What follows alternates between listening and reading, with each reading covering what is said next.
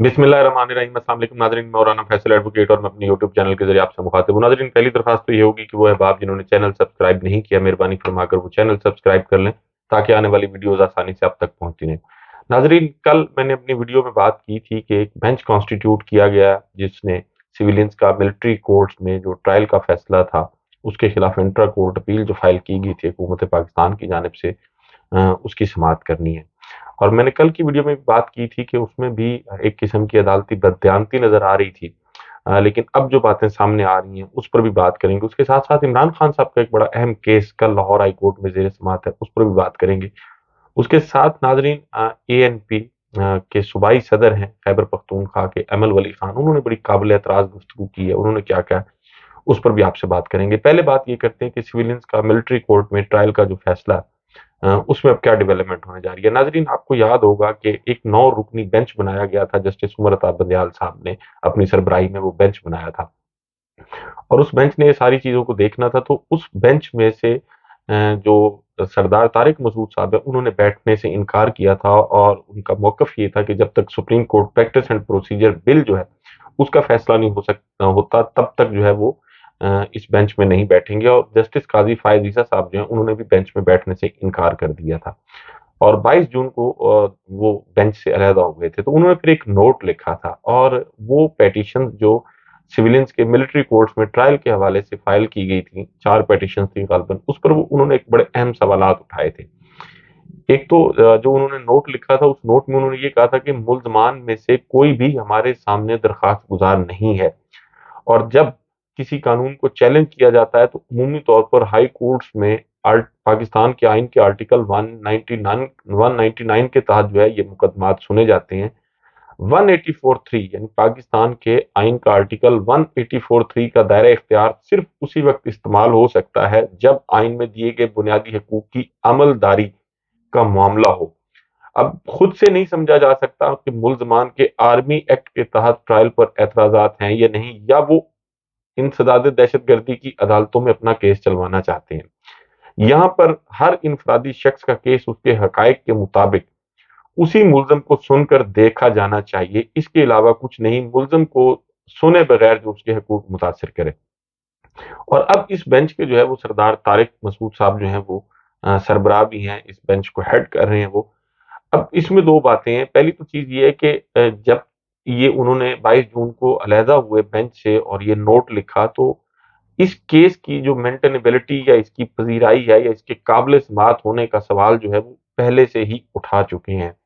और फिर वो अब अपना ज़हन भी एक्सपोज़ कर चुके हैं कि क्या जो है वो इंडिपेंडेंट माइंड के साथ इस बेंच में अब वो बैठ सकते हैं या नहीं। अब एक शख्स जो पहले एक बेंच का हिस्सा रह चुका हो और वो अपना माइंड भी वाज़ेह कर चुका हो, बता चुका हो, तो फिर जब बेंच को हेड करने वाला शख्स जो है वो उसकी मेंटेनेबिलिटी के हवाले से पहले ही अपनी राय दे चुका हो, तो फिर उसको उस बेंच में बिठाने की क्या ज़रूरत थी। ये ज़ाहिर है बेंच बनाया गया और काज़ी फ़ायज़ ईसा साहब की मर्ज़ी से बना। तो फिर ज़ाहिर है इसमें नज़र आ रहा है कि वो लोग जो पाकिस्तान में सिविलियंस का मिलिट्री कोर्ट्स में ही ट्रायल चाहते हैं, वो लोग या वो इदारे, तो बात उन्हीं की सुनी गई है और उन्हीं के मौक़िफ़ पर एक किस्म की मोहर जो है इस बेंच की तश्कील के हवाले से सुप्रीम कोर्ट ऑफ पाकिस्तान ने लगा दी है। और फिर अब होता ये भी है कि सुप्रीम कोर्ट में दरख्वास्त काबिल समाअत है या नहीं, इसका फैसला जो है वो रजिस्ट्रार ऑफिस करता है। Supreme court practice and procedure bill का जो सेक्शन 3 है, उसके तहत जो है ये सुप्रीम कोर्ट ऑफ पाकिस्तान में 184(3 पाकिस्तान के आइन के आर्टिकल 184(3 के तहत जितनी भी दायर शुदा दरखास्तें या पिटीशंस होती हैं, उनको रजिस्ट्रार ऑफिस जो है वो 3 रुकनी कमेटी को भेजता है और फिर वो 3 रुकनी कमेटी ये तय करेगी कि दरखास्तें काबिल समाअत हैं या नहीं। और जहाँ तक इस बात का ताल्लुक है जो उनके 22 जून को बेंच से अलहदगी के नोट में सामने आई है कि 184(3 आर्टिकल जो है उसका दायरा इख्तियार उसी वक्त इस्तेमाल हो सकता है जब आइन में दिए गए बुनियादी हकूक की अमलदारी का मामला हो। अब पाकिस्तान के आइन के आर्टिकल जो 10A है उसमें शफाफ और मुनसिफाना ट्रायल जो है वो पाकिस्तान के हर शख्स का हक है। ये आइनी तौर पर दिया गया हक है जो नाकाबिल तनसीख है। अब किसी इंतजामी ऑर्डर के जरिए या काबीना अपने किसी हुक्मनामे के जरिए इस ऑर्डर को खत्म कर सकती है या नहीं, वो ऑर्डर जो आइन का पाकिस्तान के आइन का आर्टिकल 10A दे रहा है, जो पाकिस्तान के हर शहरी को हासिल है।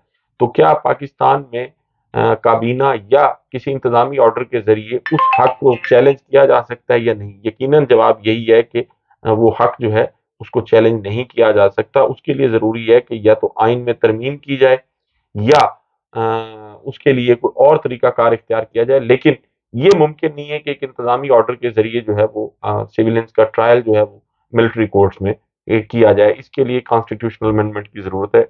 इसके अलावा और कोई रास्ता नहीं। उसके साथ-साथ नाज़रीन, कल एक और बड़ा जो इमरान खान साहब का अहम केस लाहौर हाई कोर्ट में ज़ेर समाअत है। मैंने अपनी कल की भी वीडियो में बात की थी कि उन्होंने पिटीशन फाइल की है। इलेक्शन कमीशन ऑफ पाकिस्तान को फ्रीक बनाया, फेडरेशन ऑफ पाकिस्तान को फ्रीक बनाया। इलेक्शन कमीशन ऑफ पाकिस्तान ने तौहीन इलेक्शन कमीशन की कार्रवाई जो है उसका ट्रायल अडयाला जेल में करने का फैसला किया था।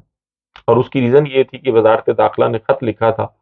वो ख़त भी अभी तक खुफ़िया है, इमरान खान साहब के वकला को भी नहीं दिया गया, ना उसकी तफ़सीलात बताई गई हैं।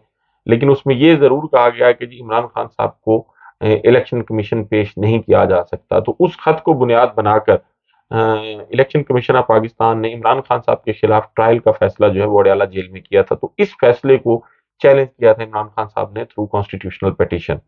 तो अब जो है वो उनकी दरखास्त, उनकी जो रिट पिटीशन थी वो समाअत के लिए मुकर्रर हो गई है और कल जो है वो मंडे को उसकी समाअत होगी और मिस आलिया नीलम, जस्टिस मिस आलिया नीलम जो है वो उसकी समाअत करेंगी। इमरान खान साहब के वकील जो हैं वो इसमें सुमैर खोसा साहब भी हैं और शायद बैरिस्टर अली जफर जो है वो भी कल इमरान खान साहब की जानिब से इसमें इस केस में पेश हों और वो अपने आर्गूमेंट्स करें। लेकिन अदालतें जो कुछ कर रही हैं वो भी सबके सामने है।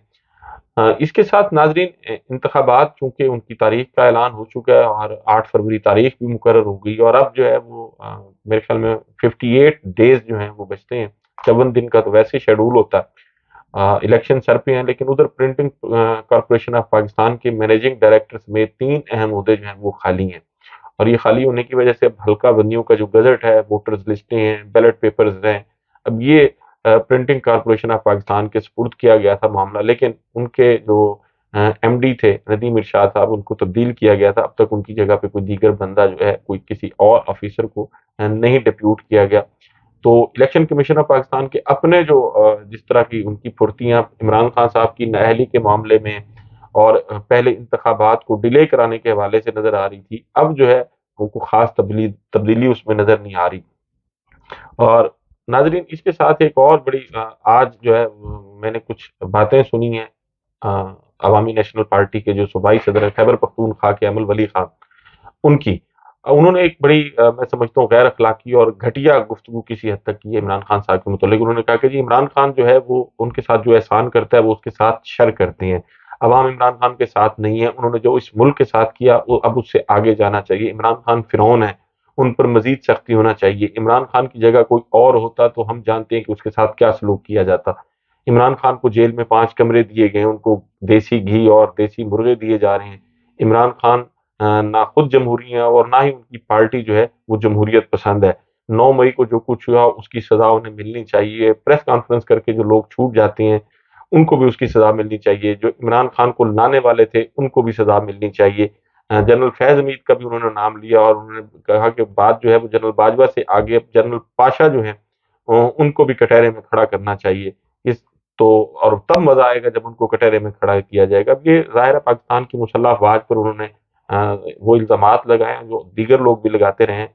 लेकिन 9 मई को बुनियाद बनाकर पाकिस्तान तहरीक-ए-इंसाफ के साथ जो कुछ किया जा रहा है, पाकिस्तान तहरीक-ए-इंसाफ के मुकाबले में दीगर जितनी जमातें हैं, उनके जराइम अगर देखे जाएँ इस हवाले से तो शायद इससे ज़्यादा बड़े हैं। लेकिन उनको लेवल प्लेइंग फ़ील्ड भी मैसर है, उनको प्रोटोकॉल भी हासिल है। लेकिन बाजोड़ में जलसा हो, मर्दान में हो, कहीं भी हो, आज कोहाट में जो जलसा था उस जलसे की तफ़सीलात जो है वो मीडिया के ज़रिए, सोशल मीडिया के ज़रिए जो है वो आप देख चुके हैं। लोग जो है वो बहरहाल फ़ैसला कर चुके हैं कि हमने 9 मई को बुनियाद बनाकर जो कुछ इदारों ने किया उसकी भी मज़म्मत होनी चाहिए और उसकी मज़म्मत जो है वो 8 फरवरी को की जाएगी। अवाम जो है वो अपने बैलेट के ज़रिए उस 8 फरवरी के को उसकी मज़म्मत करेंगे। इदारों को भी सोचना चाहिए कि अगर आप खुल के सामने आएँगे, अगर आप खुल के पाकिस्तान की किसी पार्टी का साथ देंगे, अगर आप लोगों को अगवा करके उन पर झूठे मुकदमात कायम करके उनकी वफ़ादारियाँ तब्दील कराएँगे, تو پھر آپ کے خلاف بھی کھل کر بات ہوگی اور آپ کے خلاف کھل کر بات ہونی چاہیے، اور ہم تو آپ کے خلاف کھل کر بات کریں گے، کسی کو اچھی لگی کسی کو بری لگے ہمیں اس سے کوئی فرق نہیں پڑتا۔ بھلے مقدمات قائم کرتے ہیں 100 دفعہ کریں، لیکن تنقید تو ہوگی اور ہونی چاہیے، اور آپ جو کچھ کر رہے ہیں اس پر آپ پر تنقید بنتی بھی ہے، اور ہمارے پاس بولنے کے لیے سوائے زبان کے اور ظاہر ہے کچھ ہے نہیں، ہم آپ کی طرح طاقتور تو نہیں ہے، لیکن بہرحال ہم آپ کے ہر غیر قانونی اور غیر آئینی قدم کو جو ہے وہ کنڈیم کریں گے انشاءاللہ تعالی۔ اور اس کے ساتھ ساتھ ناظرین، یہ ایک خام خواہ کا یہ توہین عدالت اور یہ جو قوانین ہیں، میں سمجھتا ہوں ان کو بند ہونا چاہیے۔ ٹرانسپیرنسی انٹرنیشنل آف پاکستان نے ایک جو قومی کرپشن کا تناظری سروے کرایا ہے، اس تناظری سروے میں ناظرین پہلے نمبر پر جو ہے وہ پولیس آئی ہے کرپشن میں، دوسرے نمبر پر یہ جو ٹھیکے کنسٹرکشن کے یہ لیے دیے جانے کا معاملہ ہوتا ہے، اور چونکہ اس میں کمیشن ہوتی ہے، دوسرے نمبر پر یہ، اور تیسرے نمبر پر پاکستان کی عدلیہ آئی ہے۔ ویسے انصاف کی فراہمی کے حوالے سے جو اعداد و شمار ہیں وہ 129ویں نمبر پر ہیں، اور اب کرپشن میں بھی جو ہے وہ تیسرے نمبر پہ آ گئی ہے، اور کر و فر دیکھ لیں، پروٹوکول دیکھ لیں، مراعات دیکھ لیں، لوگوں کو انصاف کتنا فراہم کیا جا رہا ہے یہ بھی دیکھ لیں، اور کرپشن میں تیسرا نمبر، یقیناً یہ بڑے افسوس کی بات ہے، بلکہ یہ شرمناک بات ہے۔ اور وہ لوگ جو اعلیٰ عہدوں پر اور اعلیٰ کرسیوں پر بیٹھے ہیں ان کو سوچنا چاہیے کہ عوام میں تو خیر پہلے بھی آپ کی پذیرائی نہیں تھی، اور اب وہ وقت آ گیا کہ آپ کی جو پبلک پلیسز ہوں گے وہاں بھی شاید آپ کا محاسبہ کیا جائے گا، لوگ جو ہے وہ آپ سے سوال کریں گے، اور سوال یقیناً ہونا چاہیے۔ ناظرین، آپ سے ملاقات ہوگی اگلی ویڈیو میں، اپنا اور اپنے ارد گرد کے لوگوں کا بہت خیال رکھیے گا۔ اللہ حافظ۔